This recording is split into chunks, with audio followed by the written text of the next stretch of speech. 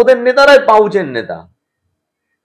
মহিলাদের সাথে যা করছে ওইসব পাউচ খেয়ে ওদের নেতা। এবার পাউচের মুখে শুভেন্দু অধিকারীর মুখ, নতুন ব্র্যান্ড।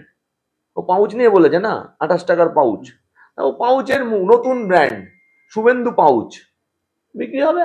এসআইআর এর মাধ্যমে, এই এসআইআর হলে তৃণমূলকে আর খুঁজে পাওয়া যাবে না। 6 মাসে প্রাক্তন হবে মুখ্যমন্ত্রী, লিখে রাখুন।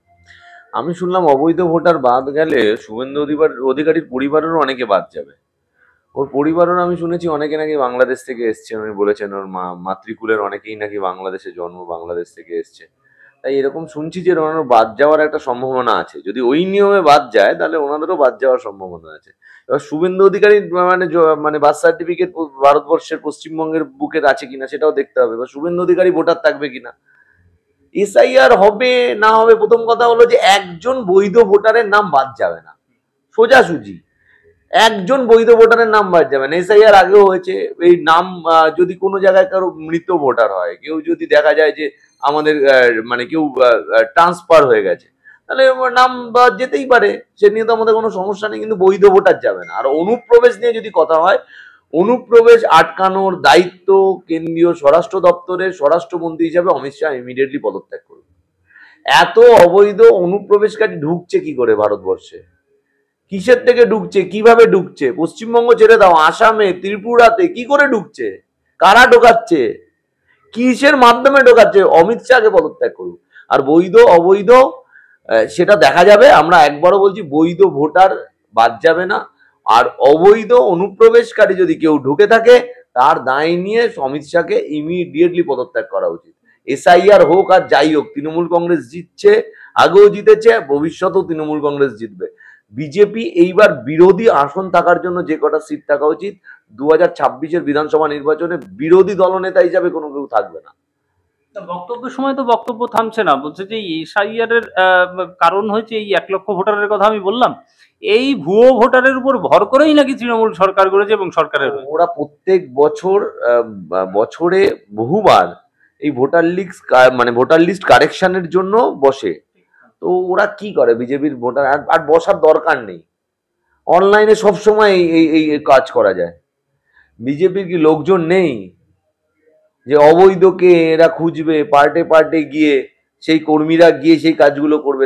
রাজনৈতিক দলের কর্মীরা কি করবে সারাদিন? এই কাজগুলো তো রাজনৈতিক কাজের মধ্যে পড়ে, ওদের সেই কর্মীও নেই। আবারও বলছি, একজন ভোটারের নামও বাদ যাবে না বৈধ। এই দেশটা আমাদের দেশ, কারো বাবার সম্পত্তি নয়। শুভেন্দু অধিকারী যাই বলবে, এই দেশটা কি শুভেন্দু অধিকারী বাবার নাকি? মানে মানে ওই যে বাবার কথা বলেছে নরেন্দ্র মোদী আমার বাবার, ওর বাবার নাকি? দেশটা আমাদের সবার।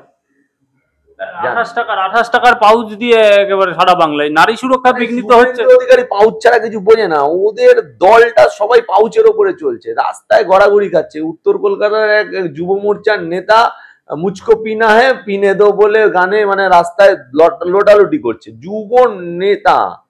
যুব মোর্চার নেতা, এই ভিডিও পোস্ট হয়েছিল, ভাইরাল হয়েছিল, আমি পোস্ট করেছিলাম।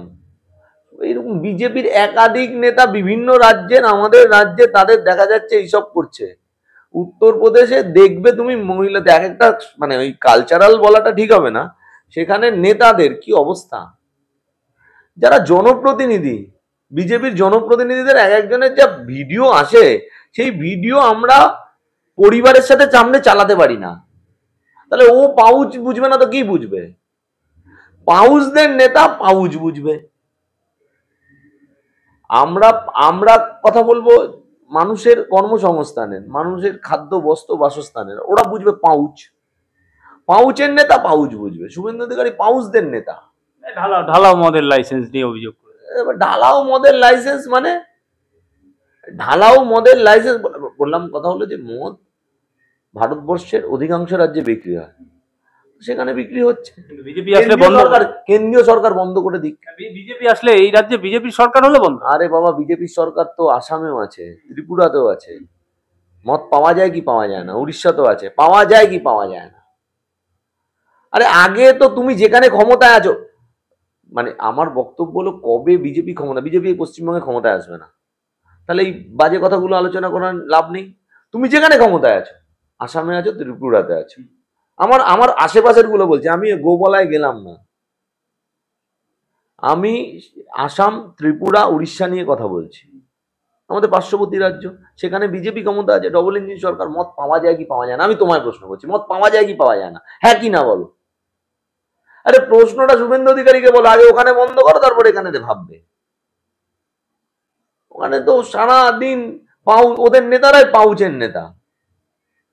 মহিলাদের সাথে যা করছে ওইসব পাউচ খেয়ে, ওদের নেতা এবার পাউচের মুখে শুভেন্দু অধিকারীর মুখ, নতুন ব্র্যান্ড।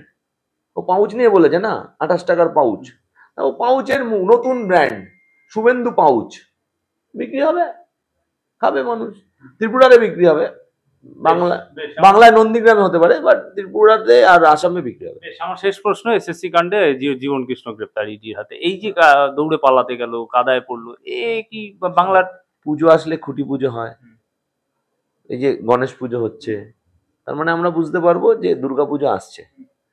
সেরকম ভোট আসলে ইডি আসে, গ্রেপ্তার করে, জামিন পায়, কিছুই প্রমাণ করতে পারে না।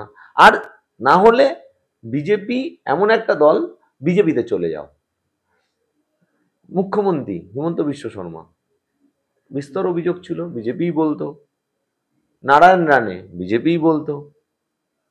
একের পর এক মহারাষ্ট্রের উপমুখ্যমন্ত্রী, একের পর এক সমস্ত বিজেপিতে চলে গেছে। তাই বিজেপি এইসব অভিযোগ করে লাভ নেই, বললাম তো। এসএসসির কি হবে? শুভেন্দু অধিকারী বলছে যে তাদের এত অভিযোগ, এই এসএসসির ছেলে।